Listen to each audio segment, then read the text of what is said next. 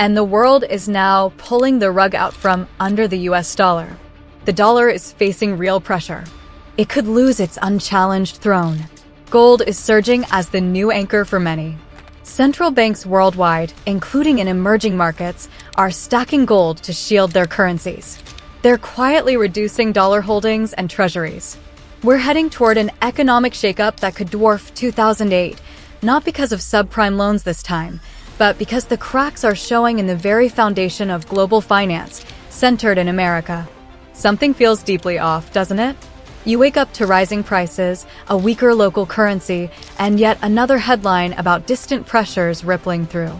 Politicians point fingers at corruption or mismanagement. Economists talk about markets and cycles.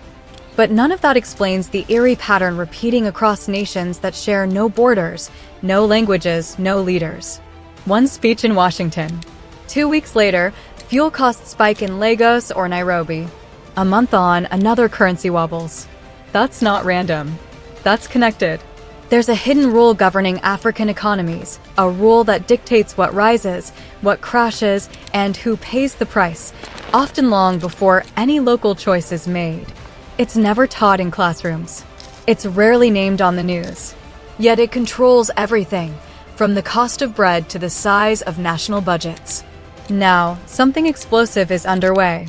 Countries are silently dismantling that rule. And when a rule this entrenched starts to fracture, the whole structure trembles. Has the dollar's era truly begun to end? Let's uncover the truth. This rule isn't etched in any African constitution. It's not debated in parliaments or headlines. Yet it determines if your currency holds value, if fuel stays affordable, if governments can fund schools and clinics or must beg for loans again. The rule is simple but brutal. Africa rarely trades in its own money. You might earn in naira, cedis, shillings, rands, or francs. But the instant your country needs to import medicine, fuel, wheat, machinery, or tech, it must convert to US dollars first. The same applies when selling cocoa, oil, copper, gold, or coffee. Payments arrive in dollars via foreign banks. This isn't just habit. It's engineered architecture. Every major cross-border deal routes through a dollar-based clearing system controlled far outside the continent. Money flows out, gets vetted, processed, skimmed, and returns diminished, delayed, and monitored. Africa isn't trading freely. It's routing its entire economy through a foreign checkpoint. At first glance, it seems practical. But when one currency dominates the center, it becomes a switch. Whoever holds the switch controls the current. That's why even trade between two African nations often loops through the dollar first. A farmer in Kenya, a merchant in Ghana, a manufacturer in Senegal, they all feel the shockwaves from decisions made in Washington or New York, sometimes within weeks. The dollar isn't merely money. It's the grammar of world trade. Once a language owns the conversation, every participant depends on its rules. Africa didn't write those rules. This setup was inherited after World War II. The US held most global gold reserves then and crafted a system where oil, shipping, insurance, and credit were all priced in dollars. Nations wanting global access had to plug in or stay sidelined. Africa had little choice. But here's the peril. Dollar dominance turns debt dollar-denominated too. Governments can't borrow widely in local currencies, so they borrow in dollars. Suddenly, foreign interest rates and policies dictate local futures. Budgets stop serving only domestic needs, they react to distant events. Schools, hospitals, subsidies, roads, all tied to faraway choices. This is when money ceases being neutral. This is when the rule turns into raw power. If one foreign currency can steer trade, debt, and prices across a continent, the deeper question isn't why Africa faces struggles. It's who profits from enforcing this rule. The beneficiaries aren't just America in a simplistic sense. It's an entire ecosystem. Banks, clearinghouses, rating agencies, insurers, energy traders, and institutions at global finance's core. They earn every time value passes through the dollar gate, fees on trades, spreads on conversions, interest on reserves parked abroad instead of invested at home. Value flows upward through invisible digital channels, not overt colonial extraction. The true edge is leverage. Dollar-cleared transactions fall under Western legal jurisdiction. This lets foreign powers freeze, block, delay, or probe flows unrelated to their territory. It's called compliance or security. In practice, it's a remote throttle for politically inconvenient nations.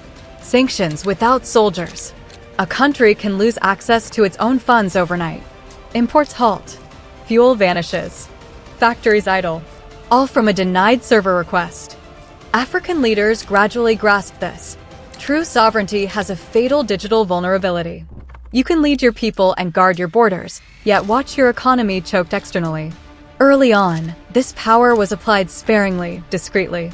But as global rivalry sharpened, it grew bolder. Freezes became routine. Reserves were seized. Economies isolated swiftly. The message echoed worldwide. If it hits them, it can hit anyone. Doubt crept in. If the system can cripple you without notice, depending on it for survival becomes the greatest danger.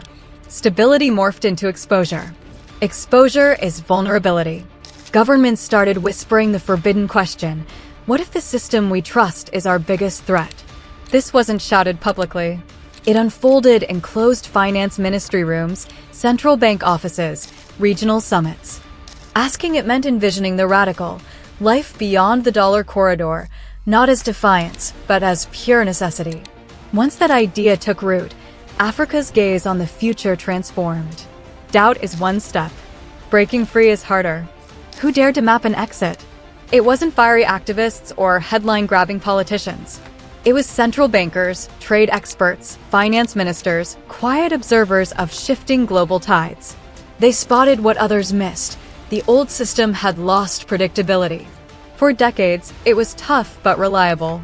You could forecast risks. But as geopolitics heated and finance weaponized openly, the rule turned volatile. One foreign decree could now lock reserves, choke imports, or sever banking links in days, no appeal, no warning. Trust evaporated. African nations realized their core weakness wasn't just debt or governance, it was infrastructure. Their economies were hardwired into a foreign-controlled grid that could flip against them anytime. This wasn't paranoia. It was cold reasoning. Initially, defenses were modest, diversifying reserves, cutting exposure, renegotiating terms. Patches on a failing structure. Then the mindset flipped. Stop defending inside the system, build beyond it. That pivot was seismic. Escaping dollar reliance isn't swapping vendors.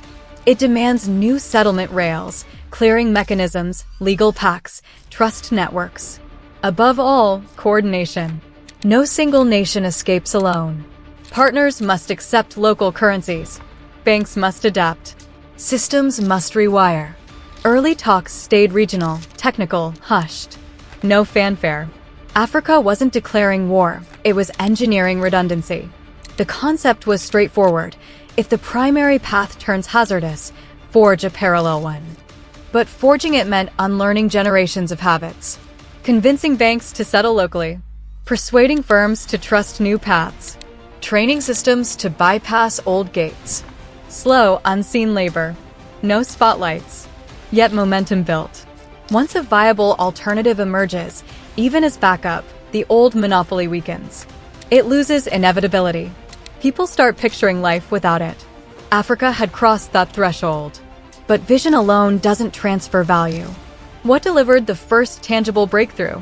Quick pause. A huge shout out to communities preserving and amplifying Black voices, stories, and legacies. Joining such spaces isn't just support, it's joining a cultural force. Back to the story. The breakthrough wasn't born from rallies or rhetoric. It came from code and quiet agreements. While media chased elections and crises, African financial architects, central banks, and regional bodies built something revolutionary yet invisible. A settlement system that never touches the dollar. No declarations. Just servers, protocols, pacts linking African nations directly. The vision. African businesses paying each other in local currencies, no dollar conversion, no foreign intermediaries, no external veto. This wasn't fantasy. It became real through the Pan-African Payment and Settlement System, PAPSS. Launched officially in 2022 and expanding rapidly, By 2025, PAPSS connected 19 countries across regions, over 150 commercial banks, and 14 payment switches.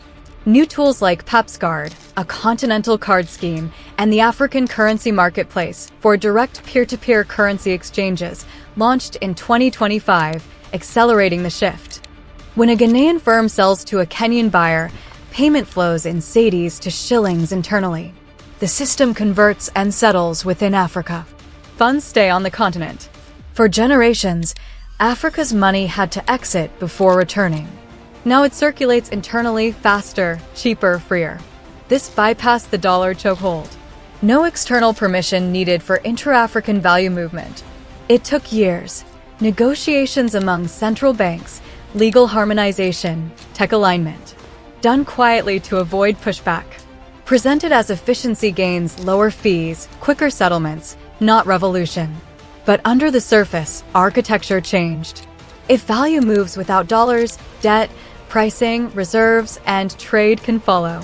The escape turned operational. Paths multiplied, currency swaps grew, regional systems strengthened, local currency deals rose. Each reduced dollar dependency. Monopolies crumble not by attack, but by substitution. Yet entrenched power doesn't fade silently. As new rails gain traction, what counters emerge? Behavior shifted subtly. Banks routed more deals regionally. Businesses saved on conversions. Governments settled balances without draining reserves. Quiet efficiency. But efficiency erodes control. Every bypass transaction weakens checkpoints, fees, leverage. Pattern scaled. African currencies gained purpose, circulating actively, not idling. Central banks flexed more. Importers faced fewer shortages. Bottlenecks eased. Power dynamics softened. The old corridor lost its monopoly on fear. Alternatives bred confidence. Leaders now view it as one option, not the only door. Negotiations evolve. Terms shift. Leverage balances. The dollar lingers, but no longer untouchable. This transcends finance.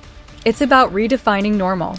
For decades, Africa internalized that value needed foreign validation to count. Now internal validation takes hold, spreading to tech, energy, education, industry. If money's redesign succeeds, everything follows. Change provokes resistance, systemic, not always loud. As these rails expand, forces guarding the old order will adapt, rules tweaked, alliances reshaped, pressures applied. The world won't shatter. It rebalances. Africa shifts from reacting to shaping. This isn't isolation. It's rejecting structural dependency. Dependency breeds fear. Choice builds strength. The true revolution is psychological. Young Africans now build regional solutions, keeping value home. No waiting for approval. Just resilience in motion. De-dollarization isn't destruction. It's redesign, ensuring no single force controls the roots. When a continent masters its financial foundations, it authors its own story. But money is just one layer. If Africa rewires what once limited it, what other systems will it rebuild next? Let me know in the comments, which African nation do you see leading this charge? If this resonates, like, share, and subscribe for more on Black culture, history, civilization, and the untold stories of resilience and innovation. Thanks for watching. Stay tuned for what's next.